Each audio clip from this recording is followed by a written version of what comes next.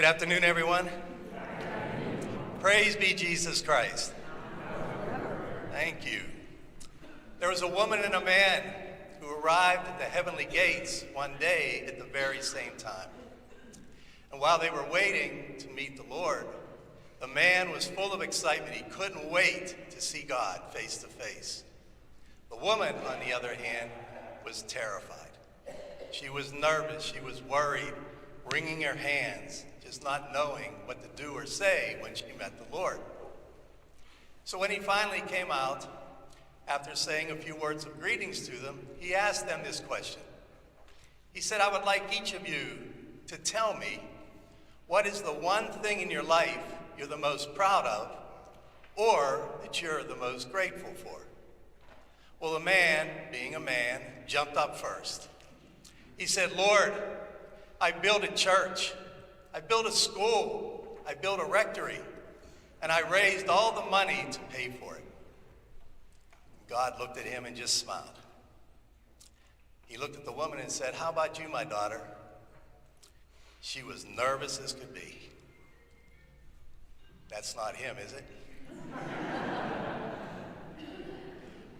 She looked up at him and she said, Lord, I am so grateful. 40 years ago, I met a group of women in my parish, my new parish, who welcomed me with open arms. And every Friday morning after morning mass, the group of us spent the rest of the day vacuuming and scrubbing and cleaning the church to make it so presentable for you at Sunday Mass. Pressed the linens, did all those things. God said, well done, my sister. He said to the two of them, now follow me. So as they were walking, they walked up this lane and they were coming up on this beautiful house. Well, the man got all excited thinking, wow, this would be a great place for me to live for the rest of time. God knew what he was thinking. They get up there and he says to the woman, my daughter, this is your place for all of eternity.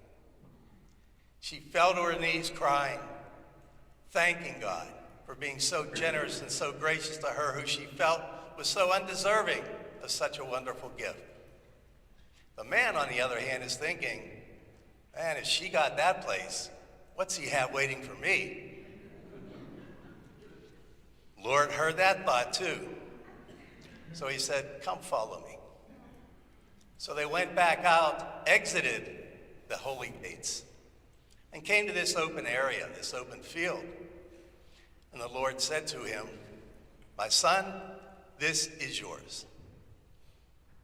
And the man looks at God and says, but there's nothing here. God said, there isn't yet, but we're getting awful crowded up here. I need a new church. So I want you to build me a new church.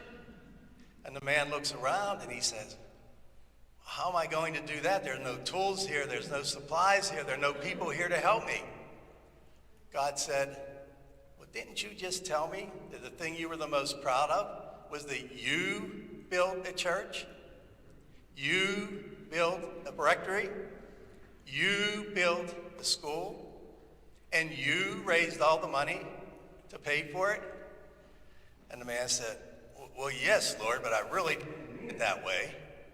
God said, my son, you told me you did that all by yourself. Now, when you're done, come back and see me again.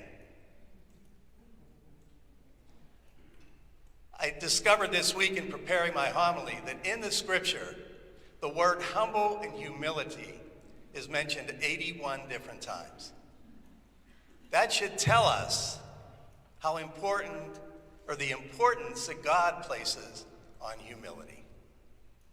And how hard is it for us to identify people who lack humility? All we have to think about is that short story I just told. When you hear people saying, I did this, I did that, not a lot of humility in that statement. But when you hear people like the woman in this story say, we did this, we did that, that's the definition of humility. Not trying to take all the credit for oneself, but giving the credit to all who deserve it, all who it belongs to, not trying to take the glory ourselves. We heard in our first reading today and in our gospel reading all about humility, how the priests were being chastised in the first reading, and how in the second reading, the Lord was telling the people, do whatever these people, these scribes and these Pharisees tell you to do, but don't follow their example, because they like to tell you what to do, but they don't do it themselves. And he goes on to criticize that type of behavior. You know, Pope Francis is one of my most favorite people in the world. He has been for such a long time. And he speaks often. If you ever see his daily homilies or his daily words of inspiration, he speaks often about humility and how we all need it. But the Pope being the Pope and the kind of person he is, he puts a lot of criticism on the clergy. He talks about clericalism often.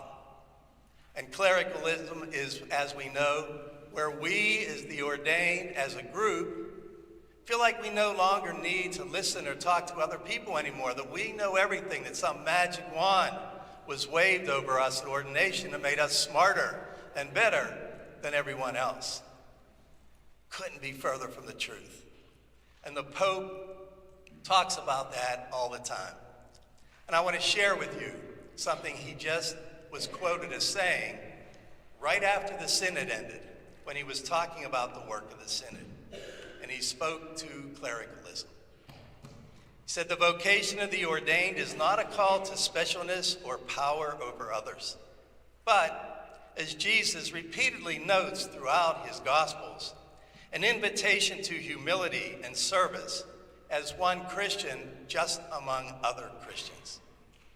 We clergy are meant to walk with and accompany our fellow Christians on our collective journey of faith, which is why the Second Vatican Council also refers to the church as a pilgrim people.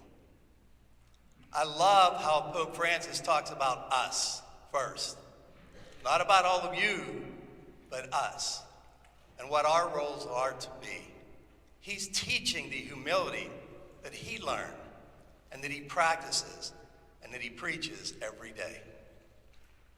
So my sisters and brothers, my ask this week is the easiest one I'm probably ever going to give you. You're not going to have to really do anything or put any effort into this. But I would like us all to read again the last sentence of the gospel reading today. Those who exalt themselves will be humbled, but those who humble themselves will be exalted.